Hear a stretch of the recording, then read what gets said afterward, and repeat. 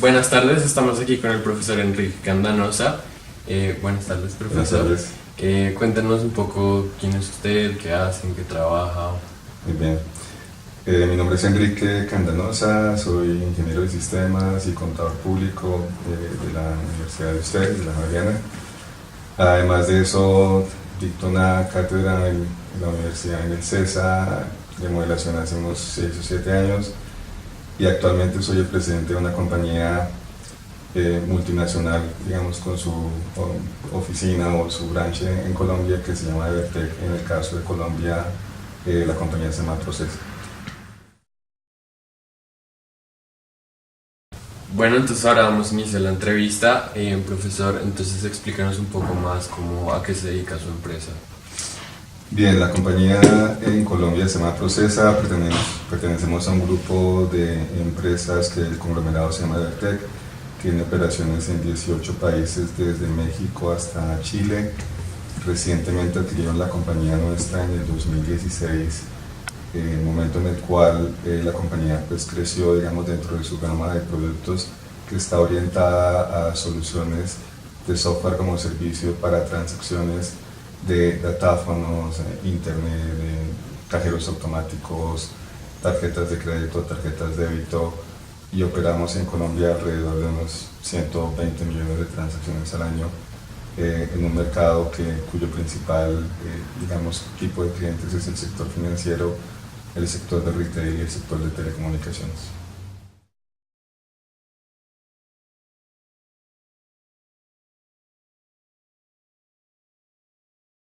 Bueno, entonces como características principales o temas de manejo principales de su empresa, tenemos ciertos grandes temas que son los productos financieros, los canales electrónicos y el outsourcing. ¿Podría expandir un poco más la idea de cada uno de estos? Bien, la compañía se dedica al tema de canales electrónicos, donde, por ejemplo, tenemos transacciones de corresponsales bancarios. Corresponsales bancarios son oficinas pequeñas que la banca tiene en locales comerciales o en tiendas o en comercios, y nosotros nos encargamos de recibir la transacción en un dispositivo que lo administramos, damos soporte, llevamos la transacción a nivel central, procesamos la transacción contra los saldos que tiene el corresponsal en el banco y manejamos todo el proceso completo. Le damos capacitación al corresponsal, es un tipo.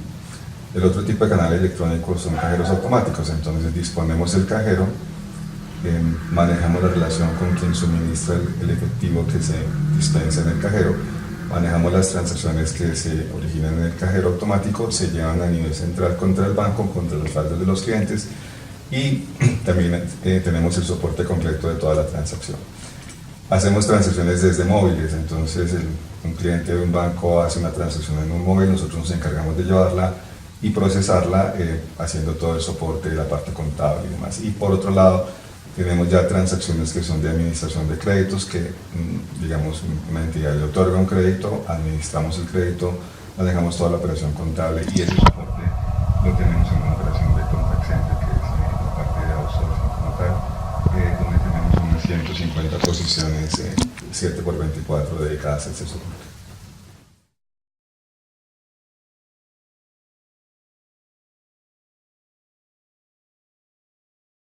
Entonces, teniendo en cuenta esto, ¿cómo fue el proceso de acoplamiento de Procesa a Evertec y qué le recomendaría a las pymes colombianas para seguir este tipo de asociaciones? Bien, claramente la economía colombiana es una economía en crecimiento dentro del marco regional de Latinoamérica. Por lo tanto, en la medida en que las compañías puedan fortalecerse en asociaciones que tengan un radio de acción un poco más grande, trayendo compañías del exterior a que, digamos, crezcan en el mercado local y regional, pues en esa medida las pymes en Colombia pues tienen una oportunidad, digamos, de fortalecerse y de crecer en un mercado que cada día es más global.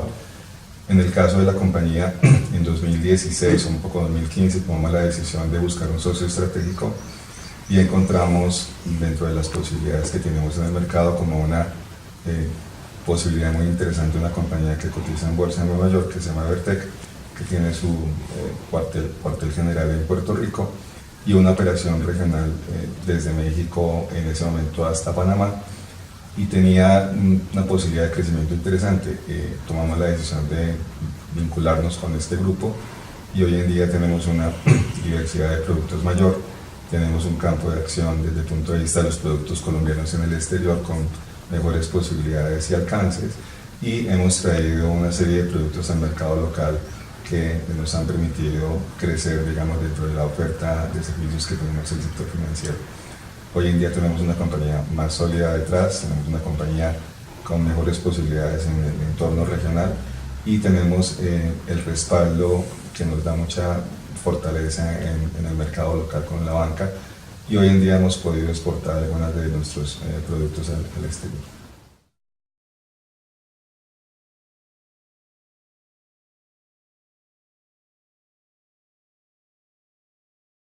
Bueno, entonces, como emprendedor, ¿qué piensa usted que le hace falta a la industria colombiana para acelerar el crecimiento del PIB, dado que ha tenido un rendimiento decreciente en los últimos 5 años? Bien, en el caso de Colombia, las pymes son un motor muy importante de la economía. En Colombia, la carga tributaria que tienen las compañías, en general las industrias y las sociedades de todo tipo, pues es bastante más alta de lo que supone el concierto regional en torno a la tasa real de tributación. Una alternativa, evidentemente, para poder hacer crecer la industria y que lleguemos a niveles de crecimiento mayores al 5%, hecho que no ha ocurrido en los últimos años, es bajar un poco la tasa impositiva, tener algunos incentivos para la creación de industrias nuevas, mejorar la competitividad de Colombia a nivel de tecnologías, adopción de tecnologías de información en el sector de pymes, y Colombia ha venido trabajando en eso. Hoy en día hay más de 120 emprendimientos de fintech en Colombia, básicamente de un 60% de las que han ocurrido en el entorno regional, de tal forma que en Colombia se espera una participación muy importante de esas fintech en los próximos 2 o 3 años.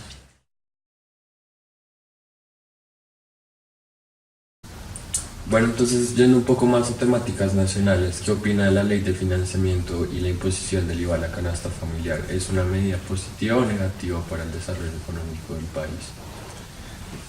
Bien, en principio, para mí esta serie de medidas que se toman a comienzos de los gobiernos cada 4 años, en las cuales todos dicen esta es la reforma estructural y no volvemos a tocar el tema tributario, realmente carece de falta de estructura para que realmente se convierta en algo, digamos, con un radio de acción mucho mayor a 4 años, que típicamente es lo que dura una reforma tributaria, y en ocasiones solamente 2 años. En el caso de la ley de financiamiento, la posibilidad de ponerle el IVA a toda la canasta familiar evidentemente va a aumentar el recaudo, pero va a tener un impacto muy grande en los estratos 1, 2 y 3, donde teóricamente van a devolverles el IVA a través de mecanismos que están todavía por descubrirse. Sin embargo, las condiciones de esa devolución van a tener un impacto en términos de los precios, porque, digamos, el efecto que va a ocasionar en términos de inflacionarios va a ser un poco mayor al beneficio que se va a obtener del recaudo. Eso, digamos, va a tener un impacto macroeconómico que lo vamos a empezar a ver seguramente dentro de 2 años. Yo no lo veo positivo, creo que la estructura que tenemos hoy en día impositiva es muy compleja, y evidentemente si acogemos algunas recomendaciones de la comisión de expertos que han estado trabajando por los últimos años en el tema tributario, y hacemos de verdad una reforma que suponga incluir disminuciones en la tasa a las compañías, mejorar el esquema de retención en la fuente, mejorar el tema del recaudo a nivel de los comercios, que hoy en día hay una evasión gigantesca, reducir algunos temas asociados a lo que supone toda la parte de corrupción en el país. Seguramente una reforma de ese tipo sí tendría mucho más sentido. O sea, creo que va a ser una reforma más de las típicas que hay cada 2 o 4 años al comienzo de los gobiernos.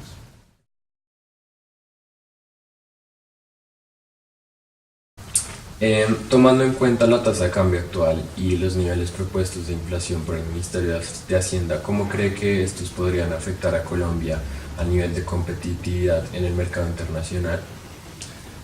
Evidentemente la tasa de cambio tiene un impacto en la competitividad del país en torno a sus exportaciones. Desafortunadamente el tamaño de nuestras exportaciones está marcado por dos componentes que son muy grandes, que son el petróleo y el café. En este momento, de manera nominal, cuando digamos, aumenta el precio del petróleo, la tasa de cambio debería bajar, porque mejoran las condiciones de la tasa de interés interna de los capitales golondrina que llegan. Sin embargo, eso no ocurrió. Lo que ocurrió es que la tasa pasó de 2.900 promedio a niveles de 3.200 como estamos hoy en día. Pero ¿qué hubiese ocurrido si no se hubiese dado ese incremento de la tasa del precio del petróleo en frente a lo que ocurrió en la economía a nivel regional? La devaluación en el resto de países fue sustancialmente mayor. Por lo tanto, en el caso de Colombia, la competitividad va a mejorar porque vamos a recibir evidentemente más pesos de lo que hoy en día podemos recibir por nuestras exportaciones, pero estamos corriendo un riesgo porque el tamaño de la economía colombiana es muy pequeño y está muy propenso a cambios mayores de lo que ocurre en la economía de Estados Unidos, por ejemplo, con China, donde si las condiciones económicas del mercado interno en Estados Unidos mejoran, todos los capitales golondrinas se van a ir y la tasa ahí sí no vamos a tener cómo detenerla. Entonces, creo que en el corto plazo nos va bien desde el punto de vista competitivo, pero en el largo plazo tenemos que fortalecer, digamos, el aparato productivo de la compañía para mejorar las exportaciones que dependan cada día menos del petróleo y del café. ¿Qué cree usted que se debería hacer para diversificar la industria colombiana? En el caso de Colombia, digamos que hay como dos frentes, un tema de fortalecer las tecnologías de información. En el caso de Colombia hay unas posibilidades enormes en diferentes regiones del país donde hay talento muy capacitado, muy entrenado para mejorar servicios tecnológicos que se puedan consumir en Colombia y que se puedan exportar. Ese es un aspecto. El otro aspecto es la biodiversidad. En Colombia tenemos todos los climas, tenemos un problema y es que las oportunidades de exportación por la infraestructura vial, la infraestructura de puertos, tenemos que mejorarla para mejorar también, por supuesto, la competitividad de nuestros agricultores, de nuestros agroindustriales en el país. Y esa es una ruta que toma más tiempo, pero lo que nos hace eventualmente es alejarnos de la dependencia de cultivos, del monocultivo que tenemos de café. Entonces, en ese sentido, como esos dos frentes pueden, a lo largo de un periodo no menor a 10 años, traer como consecuencia tasas de crecimiento mayores a las que hemos tenido, que nos lleven a una ruta de crecimiento económico por encima del 5%, lo cual, a su vez, en periodos también extensos, pues puede llevarnos a que la economía se parezca más en fortaleza a regiones como la de Chile o la de México.